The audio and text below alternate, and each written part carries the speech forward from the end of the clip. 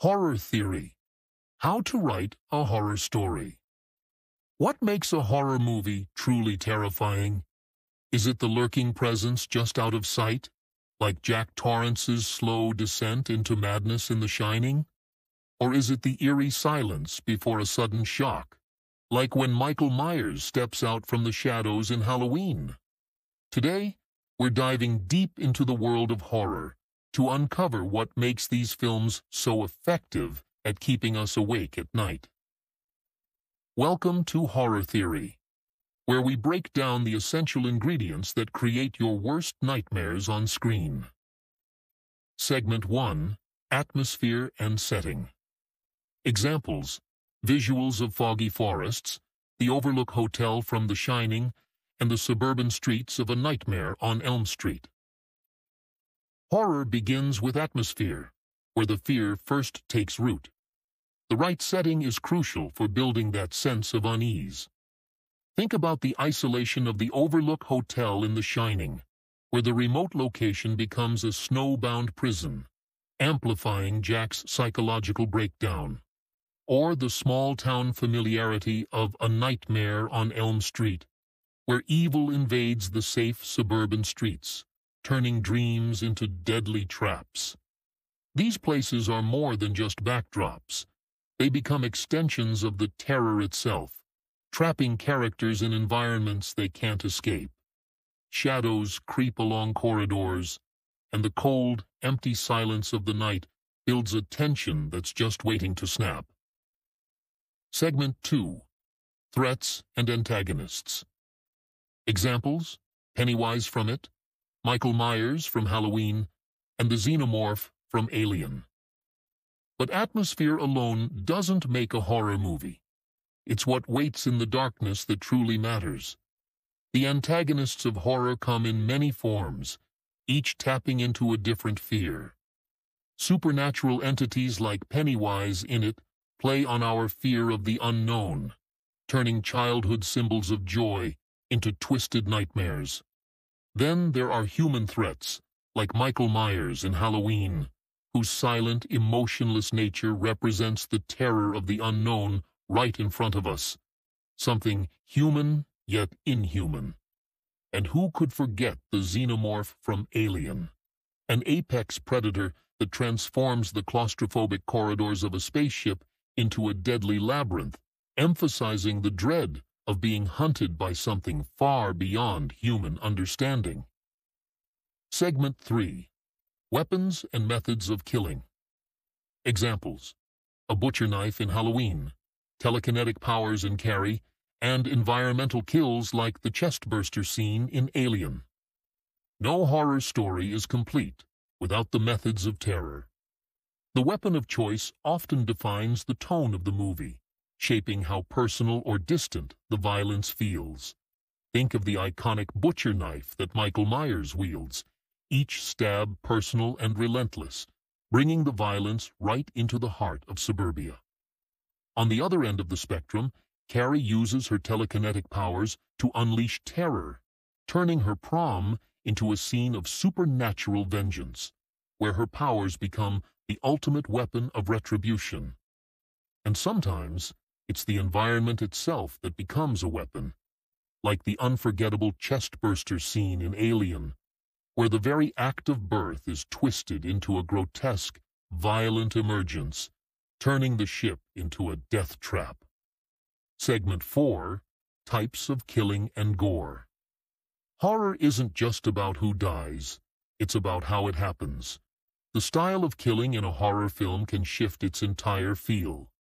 Slasher films like Friday the 13th give us graphic, close-up violence, where the camera never shies away from the blood and screams, each kill becoming a set piece. Contrast that with Paranormal Activity, which often leaves the violence just off-screen, letting our imagination fill in the terrifying blanks as unseen forces move through a darkened home.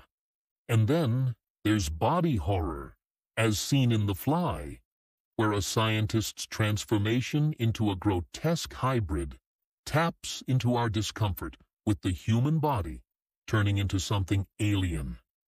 each stage of decay more disturbing than the last. Segment 5. Character Archetypes. But what about the people who face these horrors? Horror movies often rely on a familiar set of character archetypes to tell their story. Laurie Strode in Halloween embodies the final girl, resourceful, resilient, and able to confront the killer who has terrorized her friends. She becomes our point of connection, making us feel every breathless chase.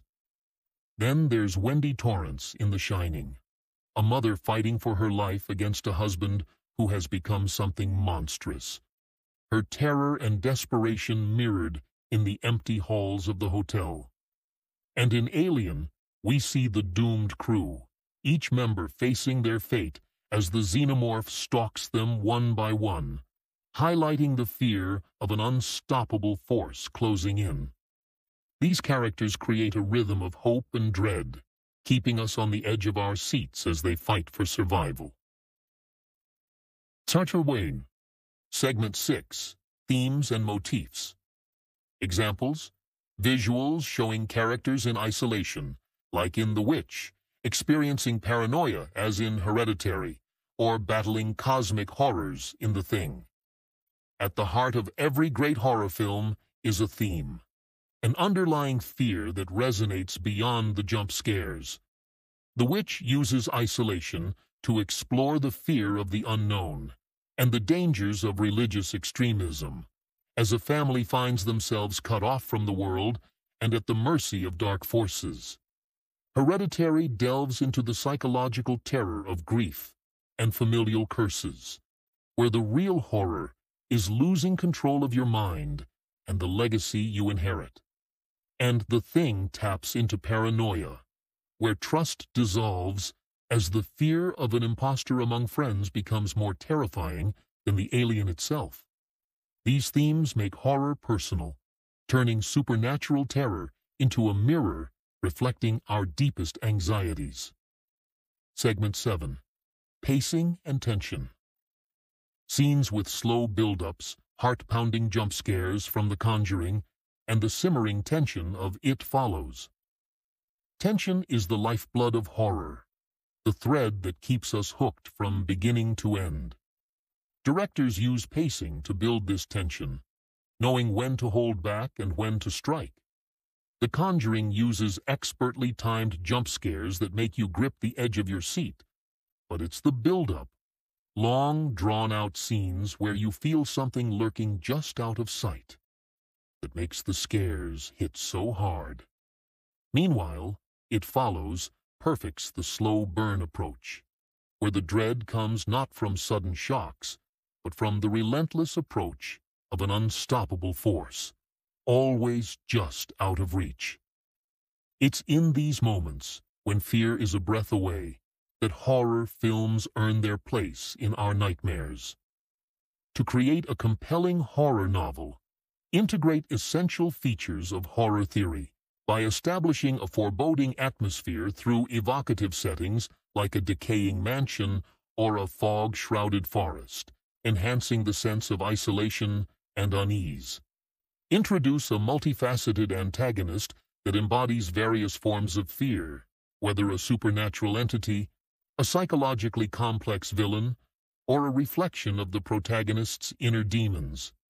Utilize inventive methods of violence that blend psychological terror with visceral scares, allowing for both shocking moments and deeper thematic exploration, such as grief or societal issues.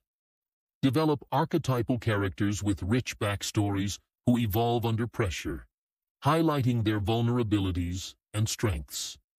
To effectively utilize different weapons in a horror script, consider how each weapon reflects the theme and mood of the story.